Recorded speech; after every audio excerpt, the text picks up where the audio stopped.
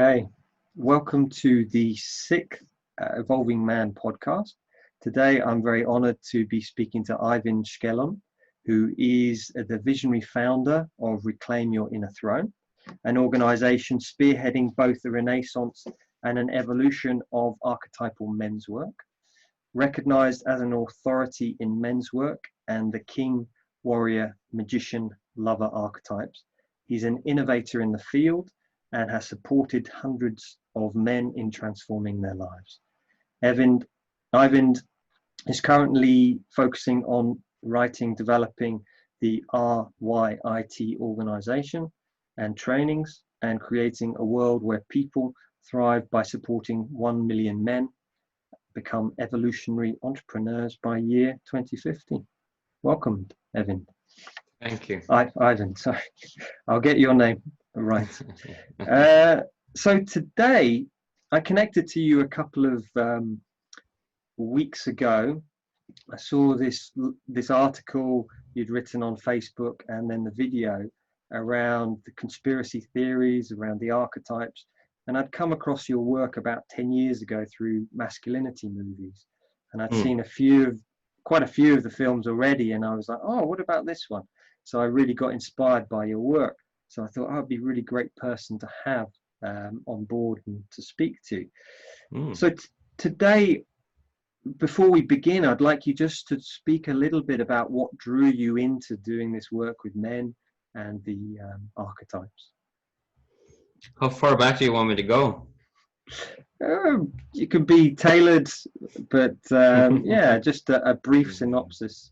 It's always fun to consider where to begin when I get that question, because obviously I could start with the conception, right? Yeah. Well, thanks. First of all, thank you for having me. Let's have some fun together today. I love this stuff. I love this work with men and the archetypes, and just supporting men to up level and have better lives. So, of course, that inspiration comes from my own past struggles. I mean, that seems to always be the case with work like this. We have some kind of pain, we have some kind of struggle, and then we start finding some answers, and then all of a sudden we find ourselves paying it forwards. And I just came into adulthood without even understanding what it meant to be a man, like at all. And I felt very alone with that. And at the time as well, I was always quite sensitive. I was the kind of guy that could feel others very deeply, and I could feel what they weren't saying in a way. So I could always feel like in the family system that there was something that was being said, and there was something under the surface that wasn't being said, and that always, it wasn't like in my face, but under the surface, that grew over time into being a bit unsettling. And so eventually, coming into late teens and early 20s, I started being flooded with a lot of energy that, of course, I now know was me actually turning into a proper man. Biologically speaking, but I had no frame of reference for understanding this masculine primal energy that was starting to flooding into my system. And so I thought that I was turning a bit crazy. So that was a really painful period. I went into almost a decade of spiritual practice and eventually bypassing. And then I was around 28, I just realized, I was in India at the time. I had a revelation in India, in Bodh Gaya, no less, where the Buddha himself was enlightened. So that's quite a funny story. I'm not going to go into detail there, but I had a realization about how my spiritual practice had been running away and not running towards. And so then I had this aha moment as I returned to Norway that no, I wasn't actually pursuing spiritual enlightenment. I was pursuing an identity. I didn't even know who I was. And then as I started exploring that, and I was starting having more of a functional, normal life, if you will, I was quite monk-like in many ways earlier in my 20s. I remember the evening with my partner at the time. I was watching movies, and I was just watching these two. Very strange that I should have this realization with movies such as Mrs. Doubtfire and Erin Brockovich, as they aren't typically the kinds of movies that I would. I mean, I didn't put Erin Brockovich on masculinity movies because that just didn't seem appropriate. But I remember that scene where her man, who was a biker, that sort of he threw a life on the road away so that he could take care of her kids. And there was this scene. Actually, this is when it happened. Probably there was this scene when he looked. There's this crowd fundraiser event in that movie, and he's taking care of the kids, and she's like being the man and making money come in, and he's looking at this biker gang driving up the road, and he looks there and has this yearning in his eyes, yearning for the freedom of the road. And it was a funny thing because, as I said, I didn't really know what it meant to be a man, and I hadn't had any elders show me. But in that moment, I had an intuition that was very deep. Like, I understand that longing. Like, I know what that is. And so in that moment, I felt like I had really touched something that was very essentially masculine inside of me. And basically there and then I vowed to my partner, I'm going to work with this. I'm going to create a website. I'm going to write the fuck about. I'm just going to invest tons of time into mining movies as a source for masculine transmission, because the world at large didn't seem to offer it. So that was just a really strange realization that I had to go to entertainment to understand what it meant to be a man. And bit by bit there, Piers, I assumed that I was alone in being lost and confused on some level. I just kind of assumed that other people had it figured out. And then as I started writing about it, I was 28 years old at the time, so you could say that I was a late bloomer in many ways. I was starting to write about it, and then I quickly realized that I was very wrong. Like, the world was full of men who didn't have a clue. And with time, I've come to suspect that most men don't have a clue. Because we don't anymore have a living tradition of rite of passage. So we men are just lost, confused. What the hell? What am I supposed to do now that is distinctly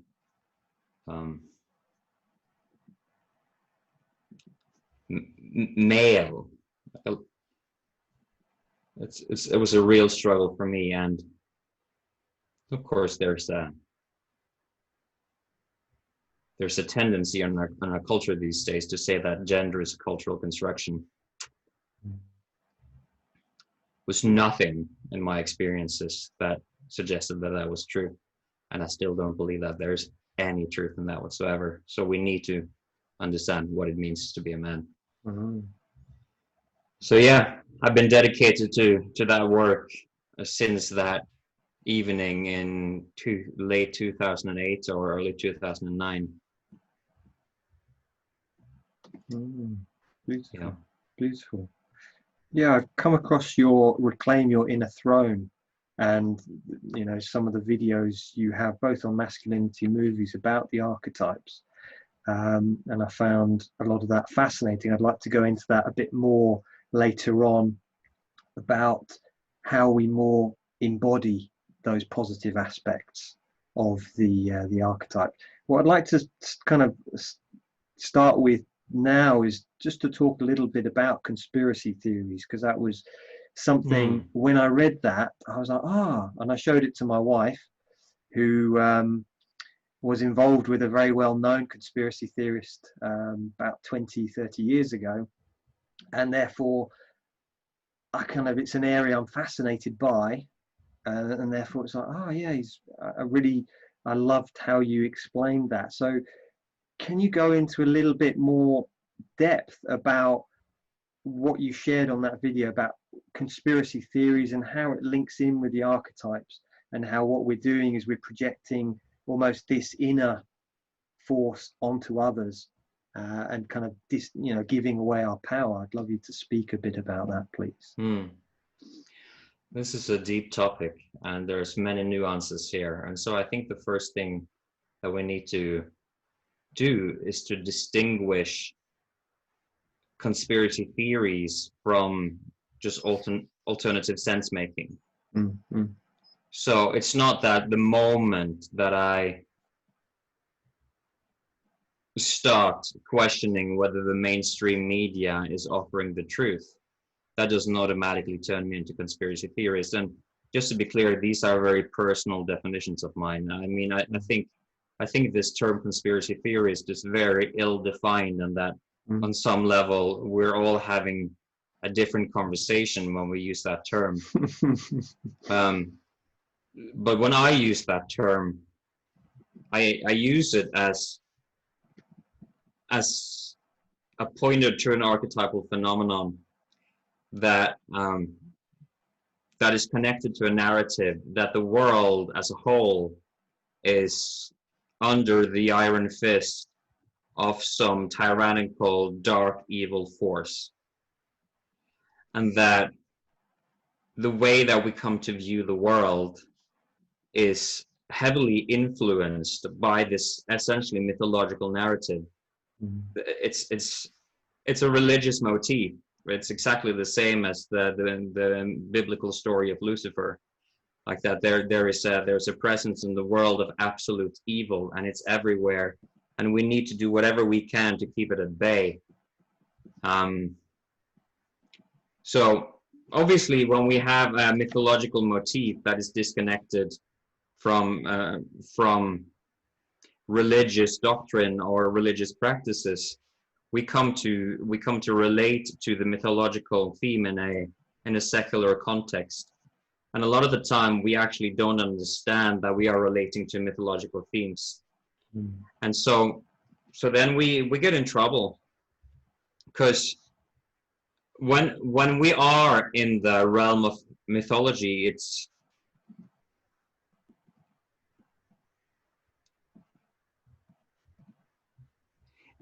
always the case that we're also in some way relating to archetypes, archetypal energy. Because one way that I like to speak of archetypes is simply as the characters of myth.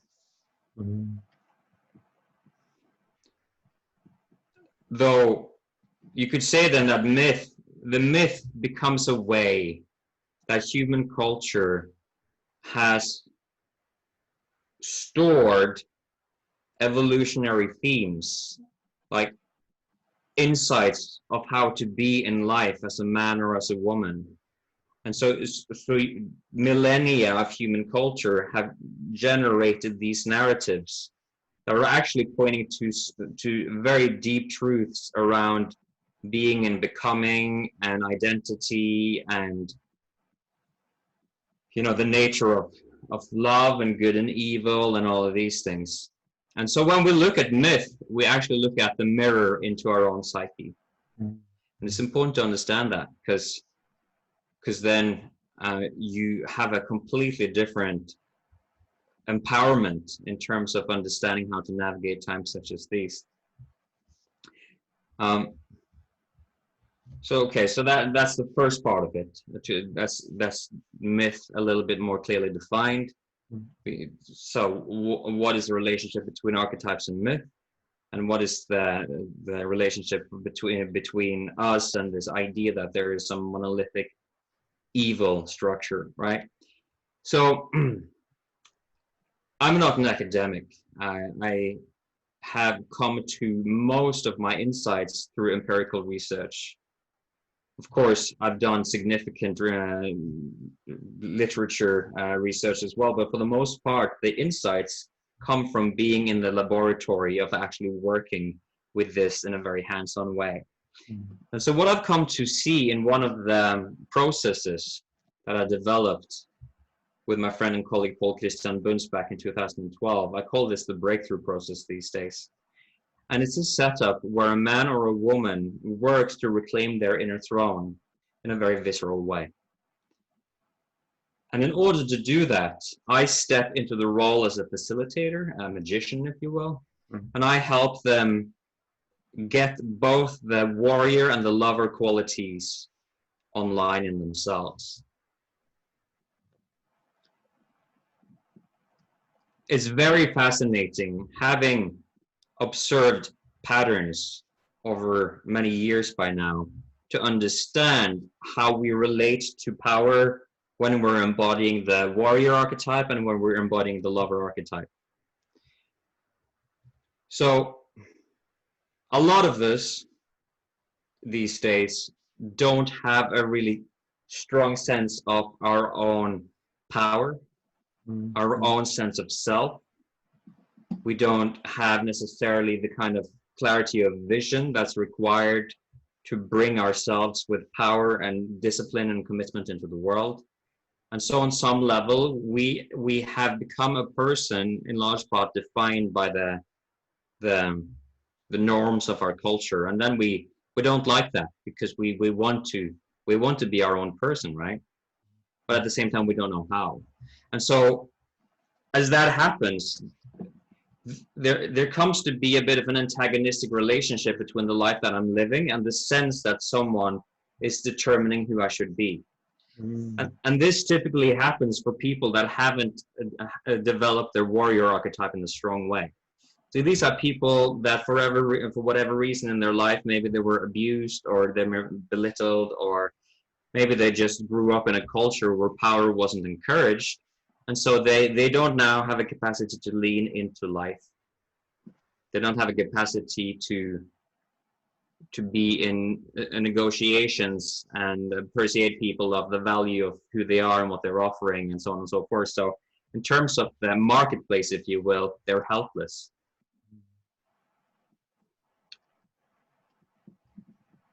So then what happens, Piers, and this is what I've seen again and again, is that we come to feel a victim of an external force that is much larger than us. And in this particular process, that is symbolized as the shadow sovereign, as the sort of the worst aspects of an authority figure that has really defined who I am. Normally it's mom or dad in their most nefarious form, you know. And so then a person who is feeling disempowered and feels like there is some monolithic structure of power that is governing my life, and because they're on the lover and they don't have real strong boundaries, instead of ascending, instead of going up into their power and their potential, they start descending. They drop down. And so bit by bit, they will start connecting with underworld energies. So what you will find then is that a lot of people that don't have a strong warrior, that are typically in like a new age movement. The new age movement is, as a movement, is almost completely stripped of warrior.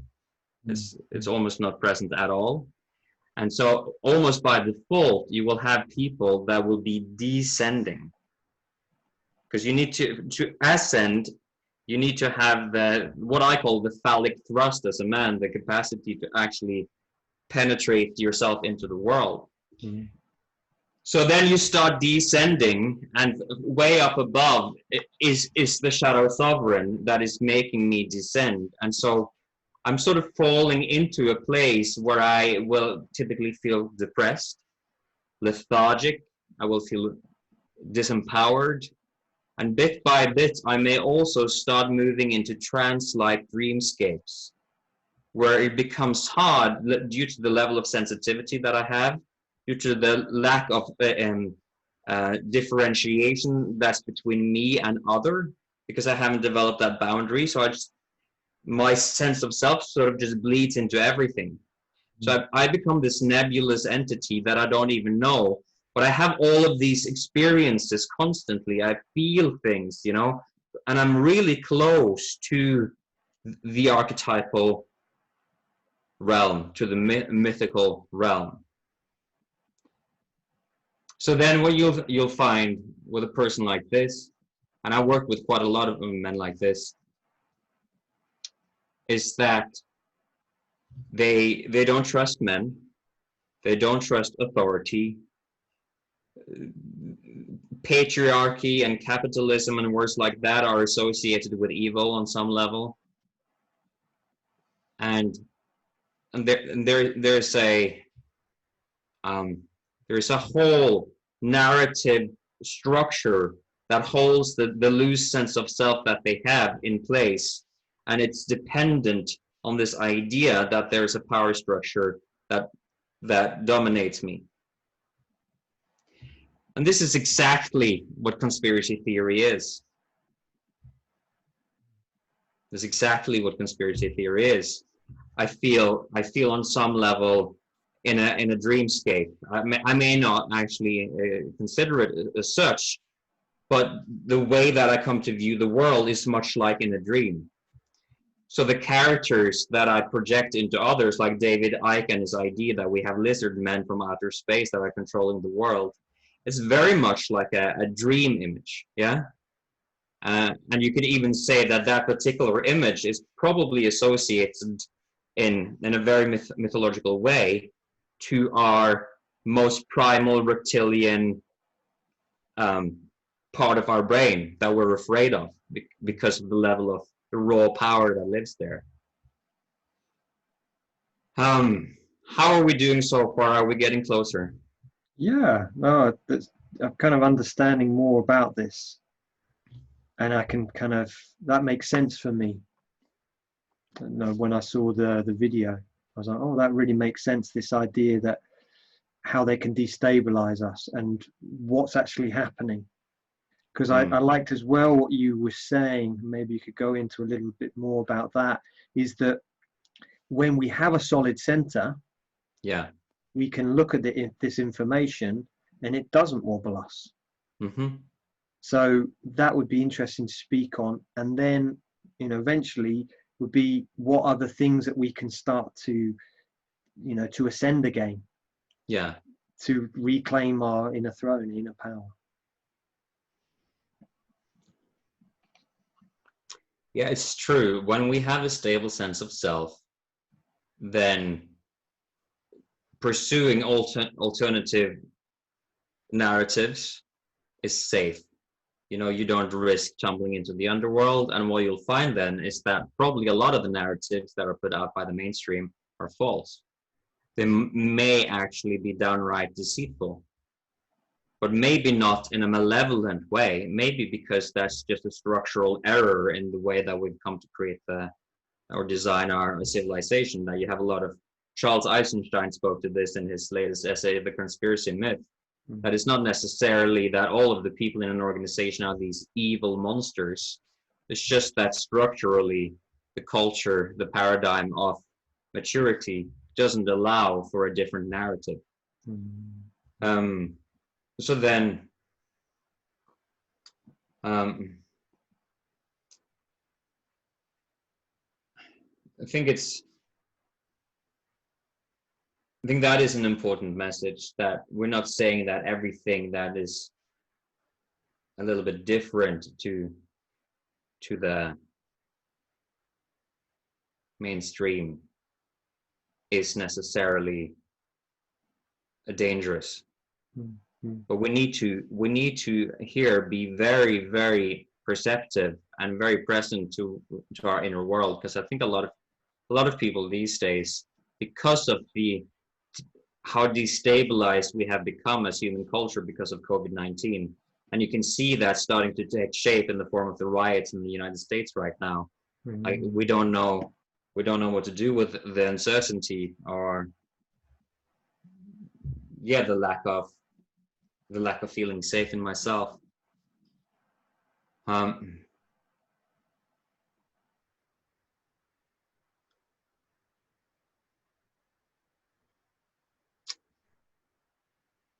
when it comes to the kind of person that is more prone to going to this place of descending, in my empirical research, that points to an unwillingness in that person to claim full responsibility for their destiny and their own life experience. As we go on the journey of rising into sovereignty, we will go through layers of self-deceit and self-deception, and we may come to realize that some of the core narratives that define who we see ourselves as are not only false, but they are self-serving, in the sense that as long as I believe this to be true, I don't have to become fully mature. So as long as I think that, you know, like my dad or my mom are still in some way, shape, or form over me in my interior world, then I don't need to take full responsibility for my own life experience. So it becomes self-serving to believe that I'm not actually in my agency.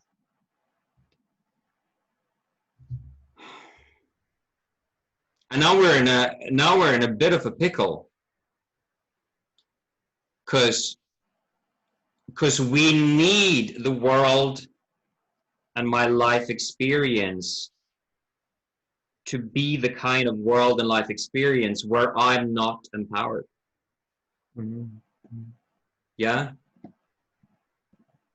And now, because I haven't done the work in myself to reclaim my sovereignty, probably in relationship to my mom and my dad, now I will take whatever imprints, say in relationship to my father. Say that my father was very authoritarian, or maybe he was absent. And since he was absent, I didn't come to trust him.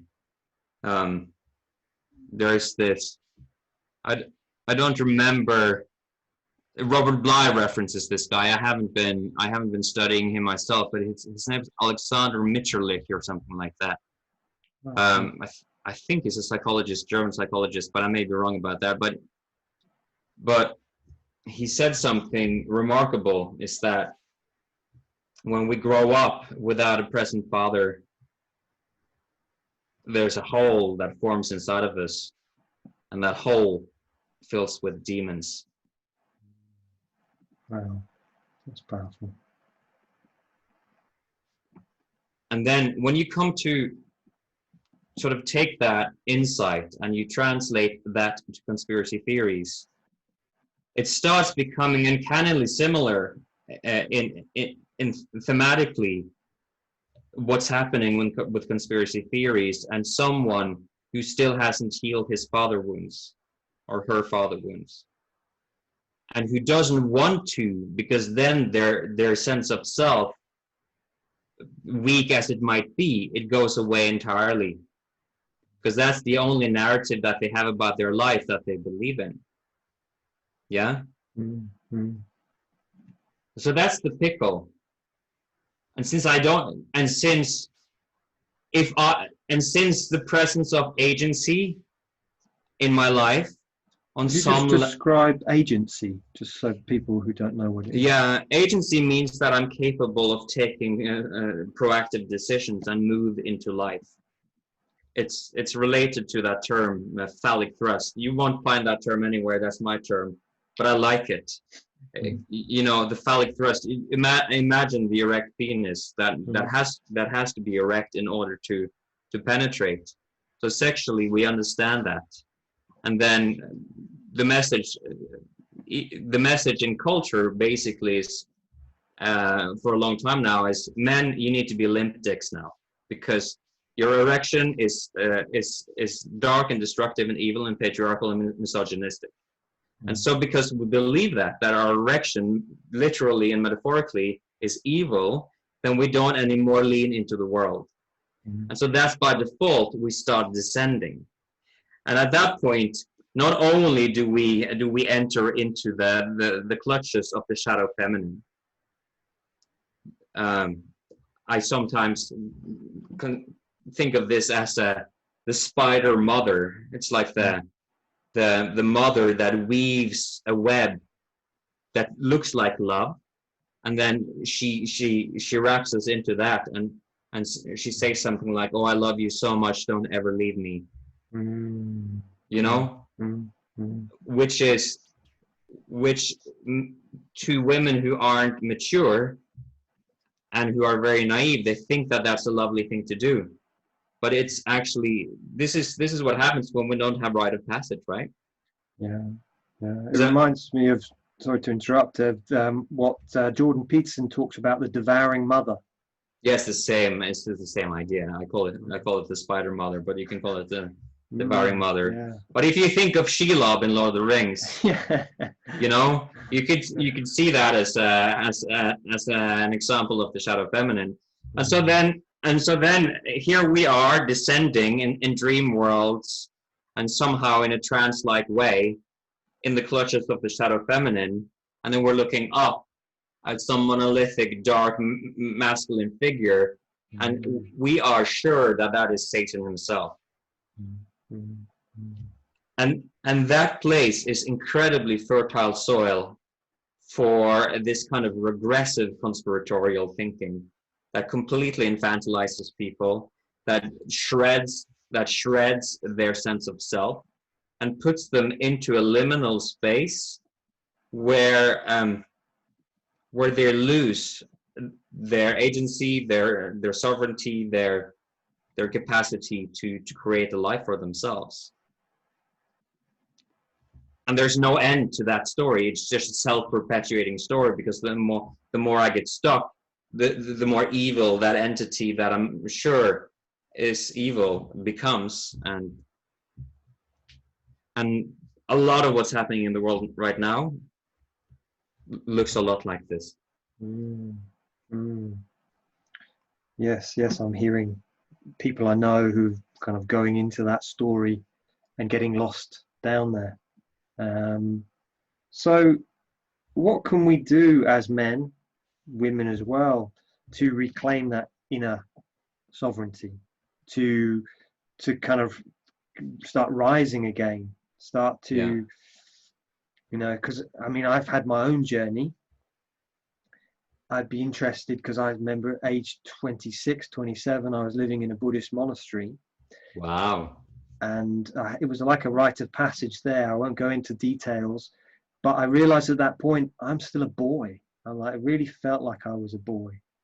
And my rite of passage was very much there in the monastery for 3 years. But I'm interested in what you suggest for men, especially, to reclaim that inner sovereignty, that especially in this space where people are getting lost in that rabbit hole of conspiracies. How do they kind of get, you know, reclaim that phallic power, that strength? Yeah, that's a great and important question. Sounds like you have a fascinating story there as well. Maybe we can share that another time. I think in terms of the most powerful thing that you can do is that you need to own your own capacity for evil and destruction. Because when you're in this conspiratorial place, you will automatically believe that you're the good guy, and whoever you're looking at is the evil one. And that becomes a very strong dichotomy, a very strong binary equation, like where you're good, they're bad. But the world isn't as simple as that to anyone but a child. Yeah. So I was researching in Robert Moore's book, and I was reading about the innocent and the who me, and I could really relate to him and going, that's me. And I showed it to my wife, and she said, oh yeah, that sounds just like you, Piers. And that sounds very much like it, that I have that capacity for evil and destruction. That no, I don't. Me, So yeah, thank you. That really resonates. And I think the more you believe that you don't have it, the more dangerous you are. And that a lot of people who, again, I'm not demonizing or shaming alternative sense making. It's really important because people in their reactivity these days will very quickly lead to that conclusion. But this is the self-destructive place that we end up in when we just completely uncritically fall down into la la land, and then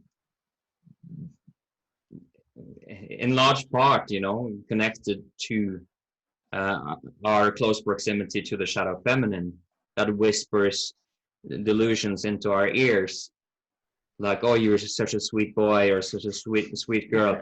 Don't become like your father. He's a bad one. A lot of men have heard that message. Yeah. And so if you've heard that message, then it will also help to say, fuck off, mom. I have had it with you trying to castrate me. Keep your shame to yourself. That's your shit. That's one thing.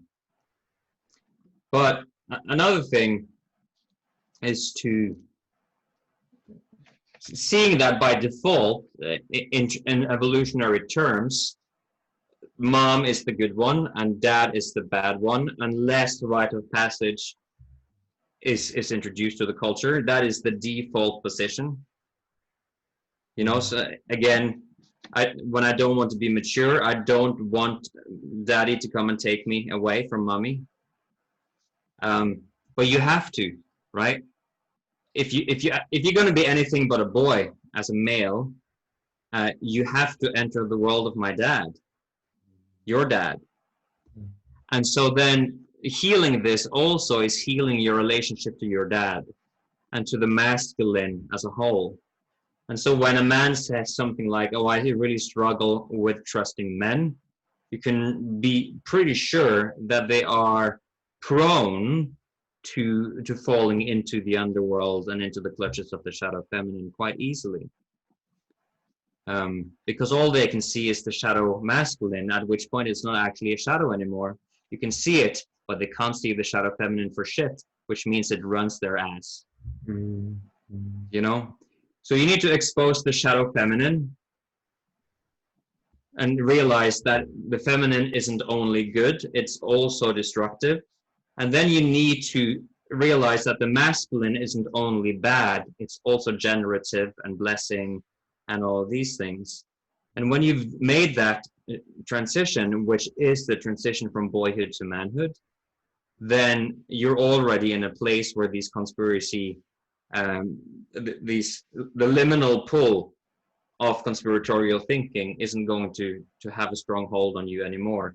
So now you can look for the truth outside of the mainstream without going a little bit cuckoo in the process.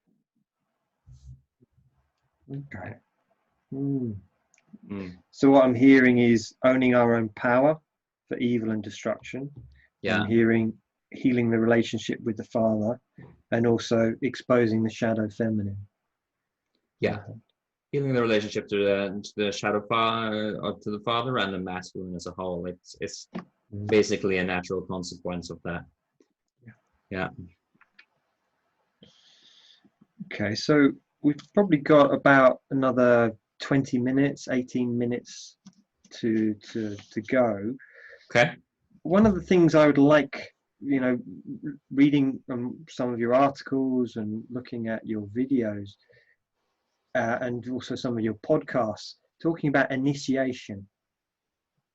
So I'd be fascinated if what you're seeing, what in the world at the moment with the chaos, if that could be linked into this lack of initiation, and if so, what do you recommend for us as men to initiate? What needs to happen for us to take that step, that rite of passage?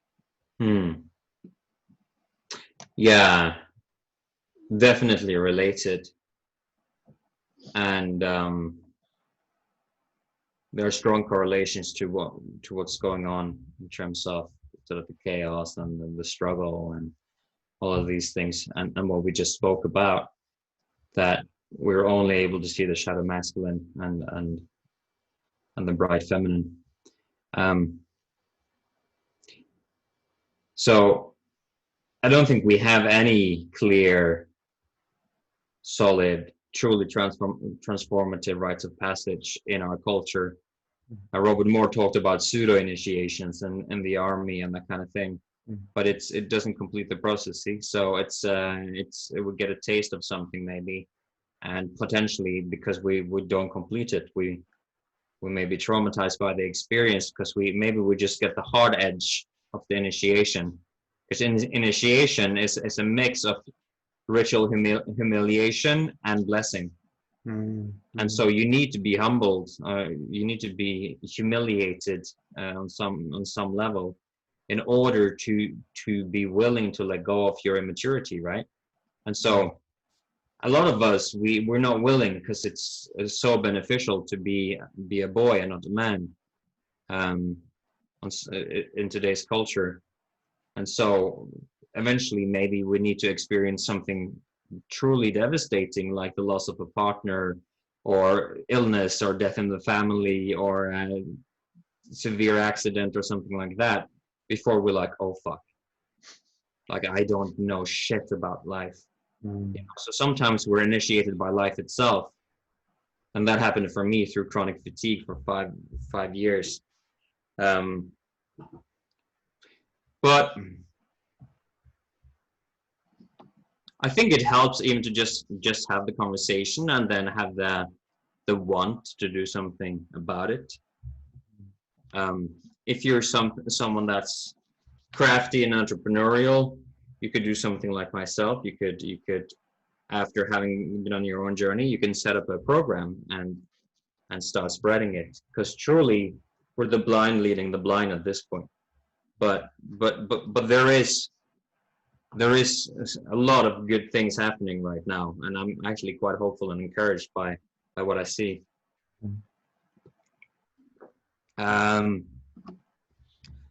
But again, to return to the chaos in the world, if you've only in my subjective experience felt the dark side of the masculine, which may or may not be objectively true, but that's the only truth that I'm able to see given my story of the world, then I'm going to be chaotic. I'm going to be, because you see on some level the masculine is associated with order, because the boundaries and the organization and the structures. And you will see right now that there are strong trends in culture that are completely antagonistic towards even hierarchy as a principle. They don't want hierarchy, and that is an example of the way that we distrust the masculine, because we assume that the moment there is hierarchy, then everyone who's one layer above us will be oppressive. But see, that's an incredibly distorted view. Like you need to be quite wounded to think that hierarchy looks like that. So then, I think the last thing that I want to say about it is, if we take the riots in the United States right now as an example of a dynamic of disempowerment, because it clearly is, and I would think even the rioters would agree with this, that on some level their power has been taken. But it's not exactly like it was Trump that took that power. That is a very convenient narrative, because it absolves me of any responsibility. But the thing is, and this is where we could go a little bit deeper into archetypal theory, but in any sort of system, there will be a person or an organization that will be the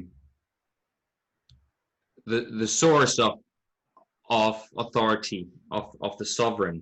And I mean, this is prior to people discovering their personal sovereignty. So all of the projections will go to the leader, if you will. Mm.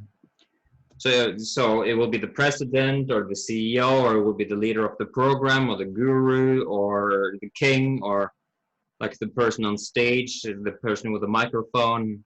Because I don't have a voice, that's how it seems. And so when I live in that illusion, because I haven't been through a rite of passage, because I don't yet understand that I actually have agency to find that voice in any system, then I go into this chaotic, I need to rebel, right?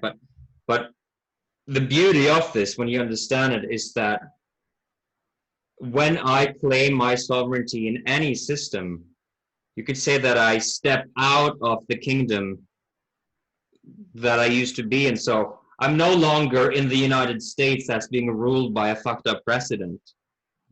No, because I've consolated the king in my own life. And now the only thing that matters is the kingdom that I generate. I will generate this fucking kingdom regardless of which president is at the top. And so because I'm now so busy running my own kingdom, blessing, generating, serving, then it's almost of no consequence who's the president, because I'm my own frigging sovereign. You know, and this is where people get so lost, because they haven't been shown the way into true sovereign power.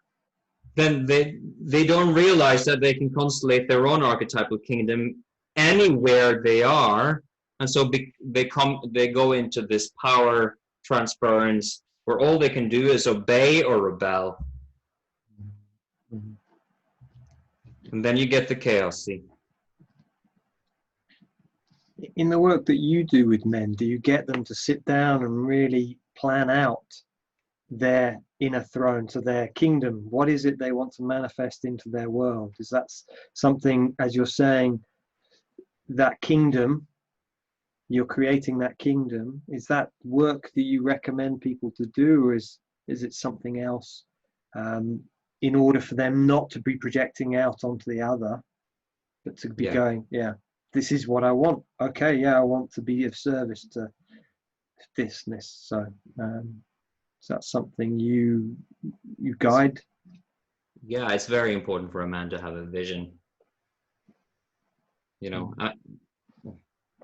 when you don't have a vision, you come to serve another person's vision with more or less consciousness of that happening. And you know, the level of influence over my own life is radically diminished with the absence of a vision. So the vision, of course, it's you could call it like the seeing of the king. You know, when you see kingship depicted in movies, or even in historically, it's always associated with altitude. Yeah, so the king is higher than everyone else. And the reason for that is because they are closer to the divine principle. They are in a way the nexus point between the human and the divine. And each and every one of us as individuals are that as well, because this is the inner king, the inner throne, right? And so then in order to have that, we need vision, and we can only have vision when we have altitude. And so that's why, you know, when we'll go back to where you descend into the underworld, there's no vision. Yeah, so you can only really fully go to this place of manifesting a kingdom when first of all I accept that I can actually create it as it is. I don't need anything to change in the world. I don't need a new president. I don't need COVID-19 to be gone. I don't need shit. I can do it right here, right now. And planning that. What does it look like a year from now, 3 years from now, 10 years from now? What's going to shift? What practices do I need to take on in mind, body, people, and purpose, like relationships? How I'm going to lean into my purpose? Am I aligned and congruent in the work that I'm doing in terms of my deeper yearning, or am I just selling my soul for money? These are all questions that we need to have or ask ourselves, and they're often uncomfortable questions, which is, why we don't typically ask them until we've had the underworld journey of reclaiming the throne. We take them through the underworld. But I don't know if you've observed this, Piers, but if you ask someone what they want, 95 to 99% of them will launch into what they don't want. They don't have a friggin' clue. Because their life is on autopilot, and they haven't even taken an hour to sit down and reflect on what they want their life to look like. And so they're slaves of circumstance. And people like that will be pulled into the web of the authority, and now they can rebel against it and feel like they're doing something meaningful, but they're not, you see, because they don't know what they want. They don't know what they're fighting for. All they know is what they're fighting against. And you don't create a shit of a change when all you do is fight against and not fight for. So, yeah, yes, it's a big yes that we do this. Okay. So thank you. So what I'd like you to just share as we draw the interview to an end is I'd like to really honor you for your time. And how do people, what's the work that you do? What do you offer men? And, I'll put a link to your website in the description of this. But if you could just explain a little bit of what your gift, what your service is, how you're serving men at the moment, Eivind. Sure, yeah. Thank you for that opportunity. It's a very exciting time for me and for us in Reclaiming the Throne. We're changing everything right now, and we've been doing this for almost 6 years, and it's been a hell of a ride, and a lot of learning, a lot of breakthroughs for many men around the world. So it's about to get a lot more exciting and a lot more powerful, and it's fun to have the opportunity to talk about it. See, I've come to realize that the typical guy that's drawn to our work is a man who's a little bit more on the sensitive end of the spectrum. I think it's because of our intimacy with the mythical realm. There's a lot of creative people there that are struggling in many ways to give their gifts to the world. So you could say that we are now in the process of creating a whole customer journey in terms of the business model, but in terms of a man's experience, it means that he can come into the front end of Reclaiming his Throne, feeling depressed, disempowered, longing and yearning for a different life. And the first step will be to increase self-awareness with one of our entry-level trainings, like Ultimate Enter the Masculine Archetypes, which is designed to be the most powerful introduction to the King Warrior Magician Lover model out there. And I think I finally succeeded with that. I had to spend 300 hours extra, but I think I finally got there. So that's available now, and then we take them into the Reclaiming the Throne initiation, where they really get to face the way that they've given their life away, and they get to take their power back, they get to take their vision back. So that's the rite of passage component, but we don't stop there anymore, you see. Now we continue even further, so that the man can go all the way from being a bit lost, being self-aware, being initiated in his power with vision, and now deliver that vision into the world as an evolutionary entrepreneur. So we're now also going to show men how to be entrepreneurial and to be change agents. And that's what's really exciting now. So it's going to be a one-stop solution for the man that wants to go all the way. And of course it doesn't have to, but it's going to be available. So, but on innerthrone.com right now, of course, you can go there and You can sign up for the newsletter that will pop up after like 20 seconds or so. You can get the free ebook. And that's there in the inner-throne.com/ebook. And that's my book, Where Peasants Become Kings. It's been quite popular over the years. And then, yeah, you can also join us in our Facebook group to have weekly challenges and reflections on what all of this is, and a lot of opportunities to connect with us. So you just choose the gateway at the level of growth and self-realization that you're at, and then we take you the rest of the way. Right. Sounds fascinating. Yeah. Thank you for sharing.